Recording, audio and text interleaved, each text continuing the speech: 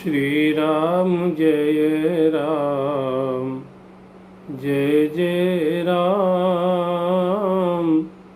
श्री राम जय राम, जय जय राम।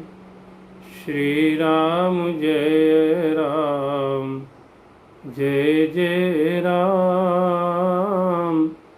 श्री राम जय राम, जय जय राम।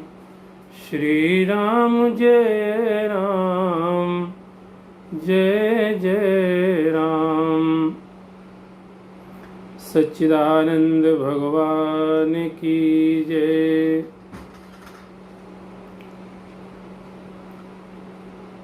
आज हम स्वार्थ, परमार्थ और कृतार्थ, इन तीन शब्दों में से स्वार्थ के ऊपर चर्चा करने जा रहे हैं। कल परमार्थ के ऊपर चर्चा करेंगे और परसों कृतार्थ के ऊपर चर्चा करेंगे।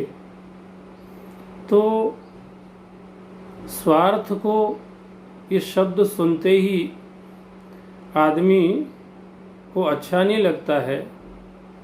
किसी से कहो कि आदमी बड़ा स्वार्थी है तो उसके प्रति अपने मन में कुछ न्यूनता का भाव आ जाता है। स्वार्थी का मतलब चतुर है, चालाक है, अपना काम बनाने वाला है, अपने काम बनाने के लिए दूसरों का उपयोग करने वाला है।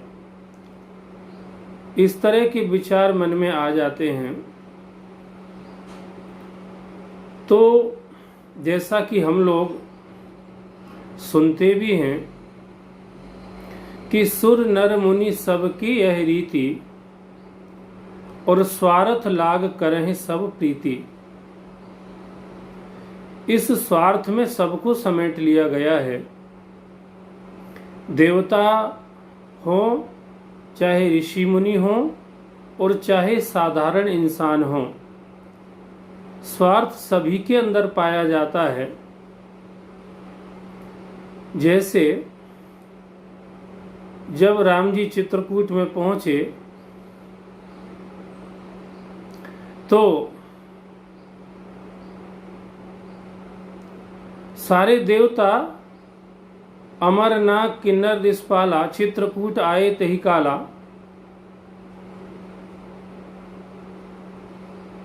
राम प्रणाम कीन सब काहू, भय मुदित लय लोचन लाहू। जैसे भगवान चित्रकूट में पहुंचे थे तो देवता भी वहां चले गए थे। उद्देश्य क्या था कि राक्षस लोग हमें सता रहे हैं, आप जल्दी से हमें इससे मुक्ति दिलाओ। देवता गए, उसके बाद ऋषि मुनि भी पहुंच गए। उनका भी उद्देश्य यही था कि हम असुरों से बहुत परेशान हैं, हमारे यज्ञ याग इत्यादि सारे कर्म रोक दिए गए हैं, आप हमारी रक्षा करो, सहायता करो। और मनुष्य का तो आप जानते ही हैं, अपन सभी 24 घंटे ही जो भी कुछ करते हैं स्वार्थ से ही करते हैं। इसलिए कहा गया है स्वार्थ लाग करहि सब प्रीति। इस संसार में हम जितने भी रिश्ते जोड़े हुए हैं उस अधिकांश रिश्तों का कारण कुछ और नहीं, स्वार्थ ही है। और ये तीन तरह का स्वार्थ न्यून अधिक रूप में सभी के अंदर पाया जाता है। एक तो पुत्रेष्णा, एक वित्तेष्णा और एक लोकेष्णा। इनमें से कोई ना कोई स्वार्थ या कोई दो स्वार्थ या तीनों ही स्वार्थ सभी के अंदर पाए जाते हैं। और इसीलिए सब एक दूसरे से रिश्ता जोड़ते हैं। पर अगर इतने ही तक हम अपने जीवन को सीमित करके, समेट करके जीते रहे और चले गए तो हमें देव दुर्लभ मानव जीवन का कोई विशेष लाभ नहीं हुआ। इसीलिए क्या करना चाहिए कि भले ही स्वार्थ हमारे अंदर है, पर अगर हम अपने जीवन को लौकिक क्रियाओं का, बौद्धिक क्रियाओं का, चतुराई, चालाकी, छल कपट, शोषण, दमन इत्यादि का सहारा न लेकर के अगर इन स्वार्थ की भावनाओं को लेकर के भी हम भगवान से अपने आप को जोड़ लें, तो ये हमारा स्वार्थ भी सुधर सकता है, हमारे स्वार्थ का शोधन हो सकता है, शुद्धिकरण हो सकता है। कैसे? जैसे ध्रुव जी को जब सौतेली माता ने, सुरुचि ने पिता की गोदी से उतार दिया और ध्रुव जी अपने आप को अपमानित महसूस करके नारद जी के कहने दिए हुए मंत्र के आधार पर भजन करने गए और अंत में उनको भगवत प्राप्ति हुई, तो ध्रुव जी के जो मन में था, ध्रुव सगलानी जपेउ हरि नाऊ, कि ये सौतेली माँ ने मुझे गादी से उतारा है, एक दिन में इससे भी बड़ी गादी प्राप्त करके रहूंगा। पर जब उनको भगवत साक्षात्कार हुआ, भगवत दर्शन हुआ, तो ध्रुव सगलानी जपेउ हरि नाऊ, पर पायु अचल अनुपम ठाऊ। इससे लगता है कि हम अपने लौकिक स्वार्थ को लेके भी अगर भगवान से जुड़ते हैं, तो चूंकि जैसे गंदा नाला गंगा में मिल करके फिर वो गंदा नाला नहीं गंगा ही हो जाता है, ऐसे ही लौकिक स्वार्थ को लेके भी हम अगर भगवान से जुड़ते हैं तो हमारे लौकिक स्वार्थ भी शुद्ध हो करके ये हमारा दिव्य स्वार्थ बन जाता है।